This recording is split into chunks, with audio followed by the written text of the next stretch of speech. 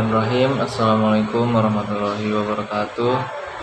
Perkenalkan, nama saya Dipa Purnamahadi dari Prodi Pendidikan Bahasa Inggris, akan menyelesaikan tugas akhir semester dari perkembangan peserta didik dengan mempresentasikan sebuah PPT yang berjudul Perkembangan Moral.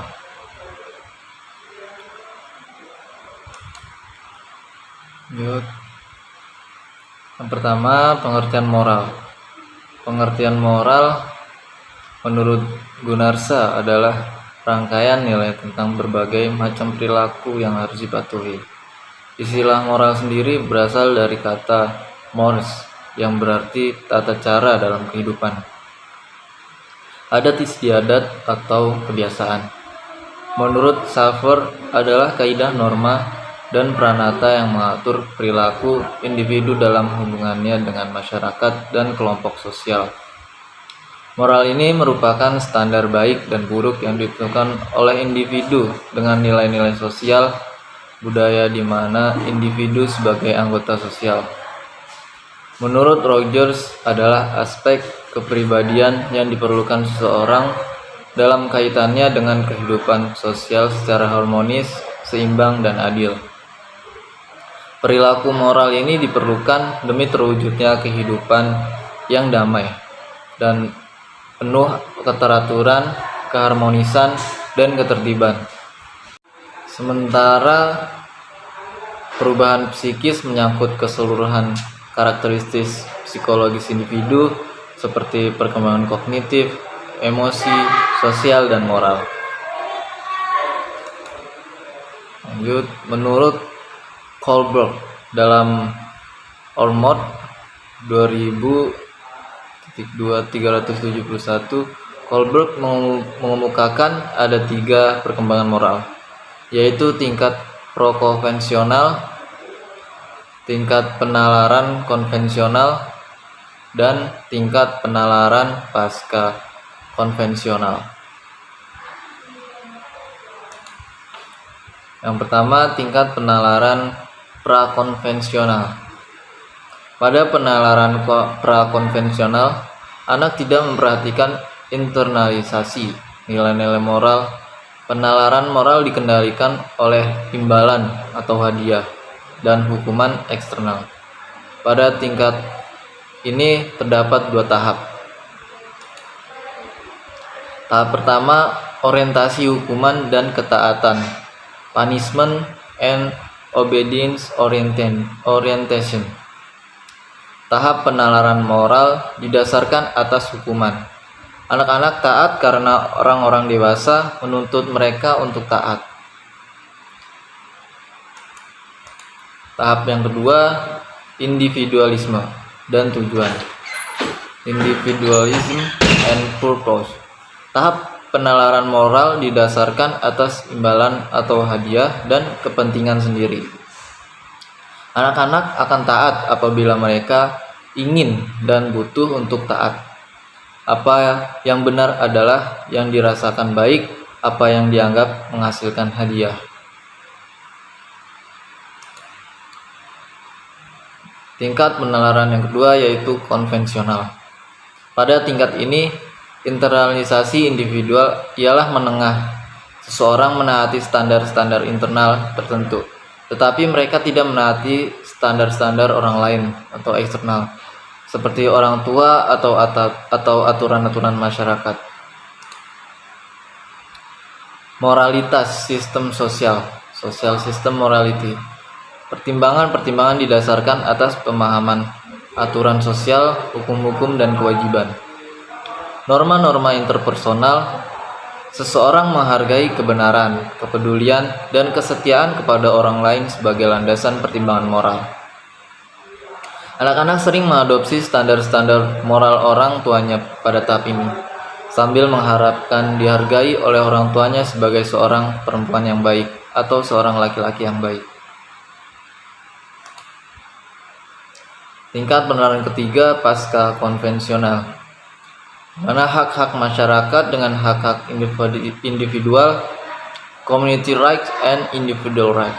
Seseorang memahami bahwa nilai-nilai dan aturan-aturan adalah bersifat relatif dan bahwa standar dapat berbeda dari satu orang ke orang yang lain. Seorang menyadari bahwa hukum penting bagi masyarakat, tapi juga mengetahui bahwa hukum dapat diubah. Seorang percaya bahwa beberapa nilai seperti kebiasaan lebih penting daripada hukum.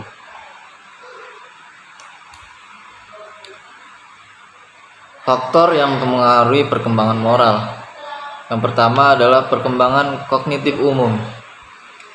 Penalaran moral yang tinggi yaitu penalaran yang dalam mengenai hukum moral dan nilai-nilai luhur seperti kesetaraan, keadilan, hak-hak asasi manusia, dan memerlukan refleksi yang mendalam mengenai ide-ide abstrak. Dengan demikian, dalam batas-batas tertentu, perkembangan moral tergantung pada perkembangan kognitif. Contohnya, anak-anak secara intelektual berbakat umumnya lebih sering berpikir tentang isu ketidakadilan di masyarakat lokal ataupun dunia secara umum ketimbang teman-teman sebayanya.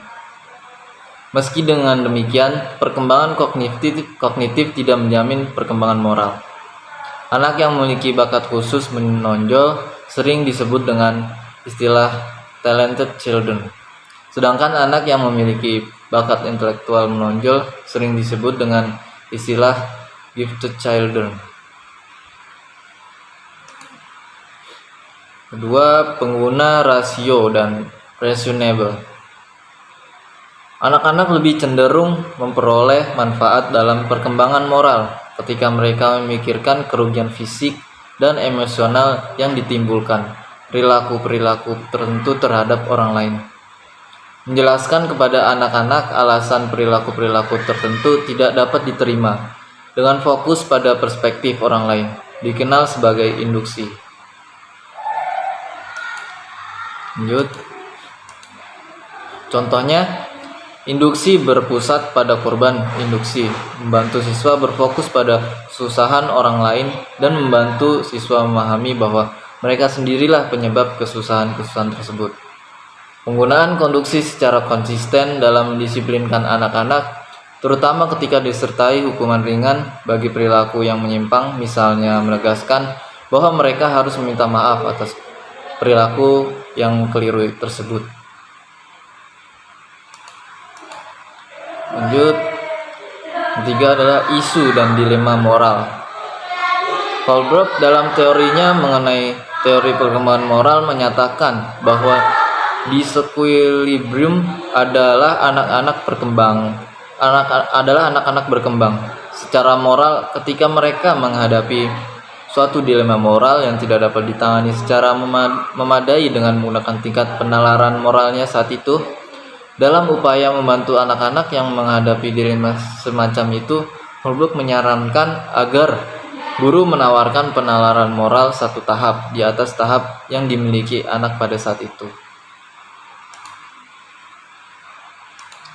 Contohnya, bayangkanlah seorang remaja laki-laki yang sangat mementingkan penerimaan oleh teman-teman sebayanya. Dia rela membiarkan temannya menyalin pekerjaan rumahnya. Gurunya mungkin menekankan logika, hukum, dan keteraturan dengan menyarankan agar semua siswa seharusnya menyelesaikan pekerjaan rumahnya tanpa bantuan orang lain, karena tugas-tugas pekerjaan rumah dirancang untuk membantu siswa belajar lebih efektif. Kemudian yang keempat adalah perasaan diri. Anak-anak lebih cenderung terlibat dalam perilaku moral ketika mereka berpikir bahwa mereka sesungguhnya mampu menolong orang lain. Dengan kata lain, ketika mereka memiliki efikasi diri yang tinggi mengenai kemampuan mereka membuat suatu perbedaan. Contoh, pada masa remaja, beberapa anak muda mulai mengintegritasi komitmen terhadap nilai-nilai moral ke dalam identitas mereka secara keseluruhan. Mereka menganggap diri mereka sebagai pribadi bermoral dan penuh perhatian, yang peduli pada hak-hak dan kebaikan orang lain. Faktor-faktor yang mempengaruhi terbentuknya kepribadian. Andy Mapire mengatakan bahwa kepribadian terbentuk dari 3 faktor.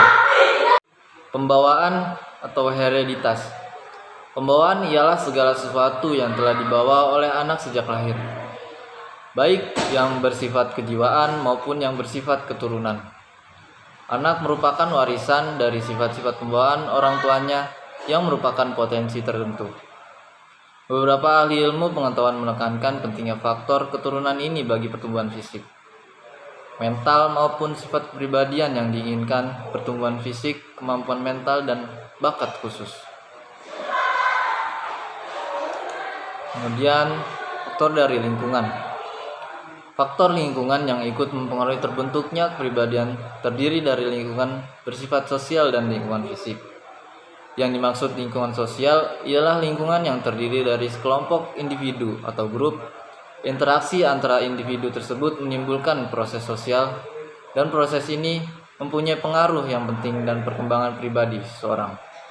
Dengan pendidikan lingkungan sosial yang disebut pergaulan erat dengan seseorang berupa tingkah laku, sikap, mode pakaian, atau cara berpakaian, dan sebagainya. Lingkungan fisik atau alam mempunyai pengaruh terhadap perkembangan pribadi seseorang. Dan yang terakhir, hubungan antara pola asuh orang tua, otoriter, dengan perkembangan kepribadian siswa. Orang tua merupakan pendidik utama dan pertama bagi anak-anak, karena dari merekalah anak mula-mula menerima pendidikan. Dengan demikian, bentuk pertama dari pendidikan terdapat dalam kehidupan keluarga. Perkembangan kepribadian anak dipengaruhi oleh beberapa faktor. Faktor yang berasal dari dalam, misalnya faktor-faktor yang berhubungan dengan konstitusi tubuh, struktur tubuh, dan keadaan fisik, koordinasi motorik, kemampuan mental, dan bakat khusus dan emosional. Sedangkan faktor dari luar adalah lingkungan seperti rumah, sekolah, dan teman sebaya. Sekian presentasi dari saya. Apabila ada kesalahan dan kekurangan kata mohon dimaafkan. Wabillahi taufiq wal hidayah. Wassalamualaikum warahmatullahi wabarakatuh.